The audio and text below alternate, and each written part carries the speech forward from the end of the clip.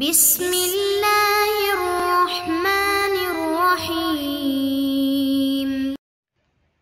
السلام علیکم ورحمۃ اللہ وبرکاتہ۔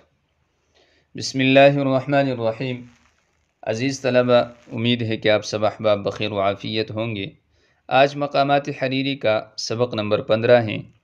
آج کے سبق میں ہم پڑھیں گے فلما لم یسعف بالقالہ سے لے کر ورویۃ ناصبۃ وہموم ناصبۃ تک۔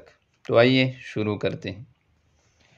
فلما لم یسعف بالقالتی، جب اس نے پورا نہ کیا معافی کو، ولا اعفا، اور مجھے بری نہیں کیا گیا، من المقالتی، کہنے سے، لبیتو، تو میں نے لبیک کہا، دعوتہ، اس آدمی کی پکار پر، اس کی دعوت پر، تلبیت المطیعی، ایک فرما بردار آدمی کے لبیک کی طرح، وبذلت، اور میں نے صرف کی، فی مطاوعتہ، اس کی موافقت میں، جہد المستطیع، ایک استطاعت رکھنے والے آدمی کی کوشش و طاقت، وانشأت، اور میں نے لکھ ڈالے، علی ما اعانیہ، باوجود اس کے کہ میں برداشت کر رہا تھا، من قریحۃ جامدۃ، جمی ہوئی طبیعت، وفتنۃ خامدۃ، اور بجھی ہوئی ذکاوت، ورویۃ ناصبۃ، اور خشک فکر، وہموم ناصبۃ، اور تکھا دینے والے غموں کی تکلیف کو۔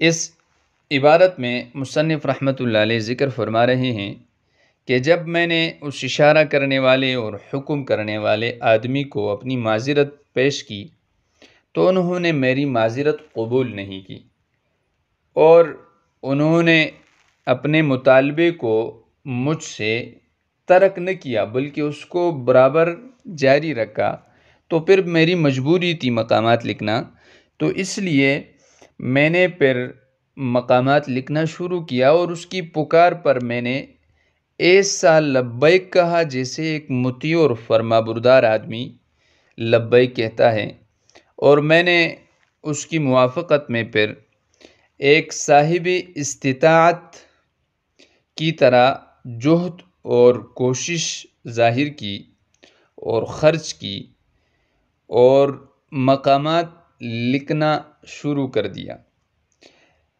باوجود اس کے کہ میرے حالات ایسے نہیں تھے کہ میں یہ مشقت برداشت کر لیتا، کیونکہ میری طبیعت میں بھی ایک قسم کا انجماد تھا، اس میں تر و تازگی نہیں تھی، حالانکہ تصنیف کے لیے تر و تازگی چاہیے، اور میری فراست بھی بجھی ہوئی تھی، ذکاوت بھی کام نہیں کر رہی تھی، اور میرے افکار بھی خشک ہو چکے تھے، اور اوپر سے یہ کہ حالات بھی بڑے عجیب تھے جو کہ نامساعد تھے، تکھا دینے والے تھے، تو ان سب چیزوں کی تکلیف کو میں برابر برداشت کر رہا تھا، اور کرتا ہوا میں نے اس کام میں ابتدا کی، اور میں نے جیسے آگے وہ ذکر کرے گا پھر کہ میں نے 50 مقامے لکھ ڈالے جو کہ بات کی سنجیدگی اور اس کی ہنسی مذاق پر مشتمل تھے، وغیرہ وغیرہ۔ فلما لم یسعف بالقالتی، جب اس نے پورا نہیں کیا، اسعف یسعف اسعافا، یہ باب افعال سے واحد مذکر غائب کا صیغہ ہیں، مجرد سے یہ سعف یسعف سعفا باب فتحہ سے مستعمل ہیں، پورا کرنے کے معنی میں آتا ہے، افعال سے بھی اور اسی طرح فتحہ سے بھی۔ اسعف فی الامر، یعنی اس نے کسی کام میں مدد کی، اس کو پورا کیا۔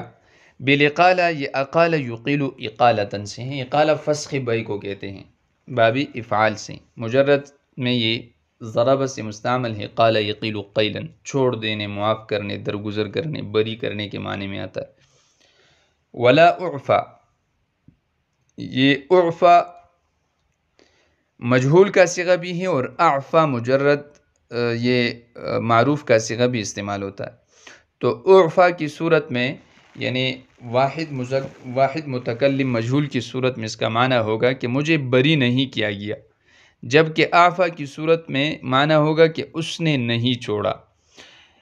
یہ باب افعال سے مستعمل ہے، اعفا یعفی اعفاءً، کسی کو درگزر کرنا، بری کرنا، معاف کرنا۔ مجرد میں یہ عفا یعفو عفواً سے اسی معنی میں مستعمل ہے۔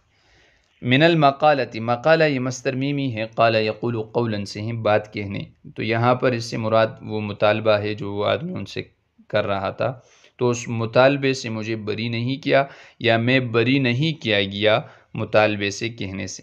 لبیت، لبا یلبی تلبیتاً، یہ واحد متکلم کا صیغہ ہے، لبیک میں نے کہا۔ مجرد میں یہ لبیا یلبا لبین سے ہیں، جبکہ یہاں پر یہ تفعیل سے مستعمل ہیں، اور اسی سے آگے جو مصدر آ رہا ہے تلبیہ، جو کہ اس کا مفعول مطلق ہے، تو تفعیل اور تفعیلہ دونوں طرح تفعیل کے مصادر آتے ہیں۔ تو لبیت، میں نے لبیک کہا، مجرد میں اس کا معنی ہے لبی یلبا لبین، خوب سیر ہو کر کہنا۔ تلبیت دعوتہ، دعوہ یہ مصدر ہیں، دعا یدعو دعوتاً، پکار کو کہتے ہیں، بلاوا، بلانا، دعوت دینا۔ تلبیت المطیع، اس کی بات ابھی گزر چکی، یہ تفعیل کا مصدر ہے۔ مطیع یہ اسم فاعل ہیں، اطاع یطیع اطاعتاً باب افعال کا، فرما بردار۔ مجرد میں اطاع یطوع طوعاً سے ہیں، اور یہی پھر آگے مطاوعت اسی مادے سے باب مفاعلہ ہیں، اور آگے مستطیع اسی مادے سے یہ باب استفعال سے اسم فاعل ہیں۔ وبذلت، بذل یبذل بذلاً، یہ واحد متکلم کا صیغہ ہیں، مجرد میں نصرہ سے مستعمل ہے، خرچ کرنا، صرف کرنا۔ مطاوعہ یہ مفاعلہ سے ہیں، موافقت کے معنی میں ہیں، جیسے میں نے ابھی عرض کیا، یہ طاوع یطاوع مطاوعتاً سے ہیں، اور مجرد میں یہ طاع یطوع طوعاً سے، فرما برداری کے معنی میں۔ جہد یہ جہد یجہد جہداً، کوشش کرنا۔ جہد اگر ہو تو اس کا معنی طاقت کے آتا ہے، اور جہد کا معنی کوشش اور سعی کے۔ مستطیع استطاع یستطیع استطاعتاً باب استفعال سے اسم فاعل کا صیغہ ہیں، استطاعت رکھنے والا۔ وانشأت یہ باب افعال سے واحد متکلم کا صیغہ ہے، انشأ ینشئ انشاء، میں نے لکھ کے، یہاں پر ابتدا کے معنی میں بھی آ سکتا ہے، وانشأت، اور میں نے ابتدا کی، ابتدأت میں نے اس میں شروع کیا۔ علی ما اعانیہ، اعانی یہ واحد متکلم کا صیغہ ہیں، باب مفاعلہ سے، عانا یعانی معانات، برداشت کرنے کے معنی میں آتا ہے۔ مجرد میں یہ کئی ابواب سے ہیں، سمع سے یعنی یعنا عناءً،